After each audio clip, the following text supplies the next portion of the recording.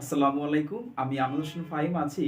আমরা আজকে সবচেয়ে গুরুত্বপূর্ণ একটা টপিক, এটা কমপ্লিটিং সেন্টেন্স। এটা ইন্টারমিডিয়েট 9-10 খুবই গুরুত্বপূর্ণ। পাশাপাশি ভার্সিটি ভর্তি পরীক্ষা এবং চাকরি পরীক্ষাও দেখা যায় এই টপিক থেকে প্রশ্ন আসে। তো এটা আমরা বিভিন্নভাবে শিখি স্ট্রাকচার দিয়ে। তো আমরা আজকে খুব সহজভাবে শিখবো, কোনো স্ট্রাকচার ছাড়াই। আপনি জাস্ট 4টা সেন্টেন্স লিখেছি, এই 4টা সেন্টেন্সের মাধ্যমে যে কোনো কমপ্লিটিং এমনি এই নিয়ম থেকে আসলে আশা করি পারবেন ইনশাআল্লাহ। আমরা তাহলে এখানে চলে যাই। তো আমি এখানে লিখেছি একটা টেবিল, খেয়াল করি আমরা এই টেবিলটা আসলে এটা মুখস্থ করতে হবে না, জাস্ট একটু আমরা দেখি। লিখেছি যে অ্যাজ ইফ অ্যাজ দো, একটু ভালো করে খেয়াল করি। অ্যাজ ইফ অ্যাজ দো এর মানে এমন ভাবে যেন। তো আমরা বাংলা অনেক সময় এরকম কথা বলি যে রাকিব এমন ভাবে ভাব ধরছে, মনে হয় যে সে কি, মানে এই যে আমরা এই টাইপের কথাগুলো বলি, সে এমন ভাবে কথা কয় মনে হয় যে সে বিশ্ব সুন্দরী। এই যে বাংলায় এই টাইপের কথাগুলোই কিন্তু এটা। তো অ্যাজ ইফ অ্যাজ দো এর দুইটা, একটা অংশ দেওয়া থাকে আরটা থাকে না।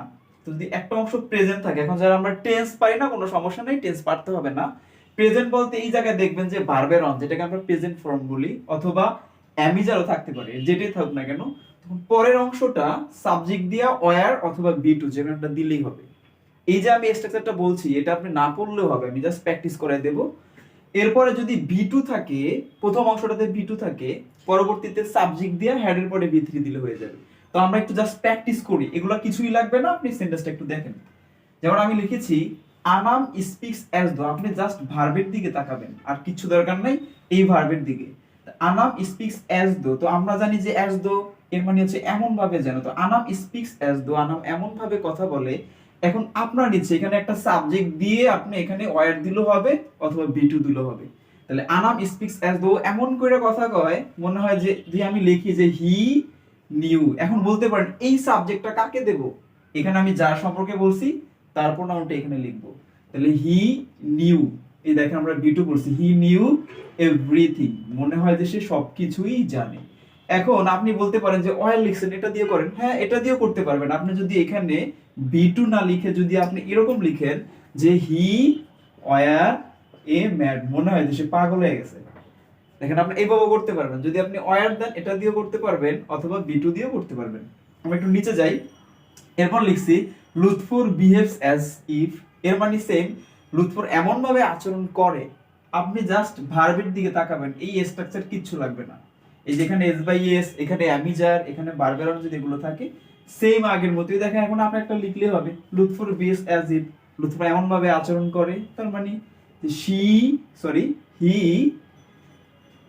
এখানে যদি আপনি লিখেন নিউ নাথিং, মনে হয় সে কিছুই জানে না, মানে সে আমার একটা আচরণ করলো মনে হয় সে কিছুই জানে না, এরকম জানতো না।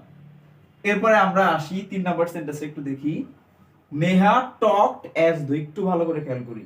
এখানে দেখেন নেহা টকড লিখছি, উপরের সেন্টেন্স দুটো ছিল কিন্তু আমাদের এস বাই এর যুক্ত, যেটা আমরা এই প্রেজেন্ট ফর্ম বলতাম আর কি। এখন দেখেন বি টু যে লিখে দিছি, যদি বি টু হয় পরে কিন্তু হেড দিয়ে বি থ্রি হবে। তাইলে নেহা টকড অ্যাজ দো, এখন কিন্তু হবে নেহা এমন ভাবে কথা বলতো। দেখেন তাহলে ওরে আনলো, এই যে নেহাকে প্রোনাউনটা শি লিখে এখানে একটা হেড দিয়ে বি থ্রি দিতে হবে। তার মানে শি হ্যাড নোন নাথিং, সে মনে হয় যে কিছুই জানতো না। এখন আপনি বলতে পারবেন যে আমি হ্যাড দেব না, আমি এই হ্যাডের পরে নোন না দিয়ে অন্য কিছু দিতে চাই, তাও আপনি দিতে পারবেন।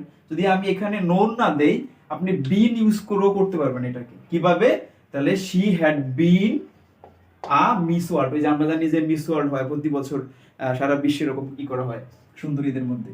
তো আপনি এভাবে করতে পারেন। সেম ভাবে তামিম বিহেভড অ্যাজ ইফ, এটাকেও আপনি এখানে আপনি হি দিয়ে হেড দিয়ে বি থ্রি দিতে পারবেন অথবা হেডের পরে বিন দিয়েও করতে পারবেন।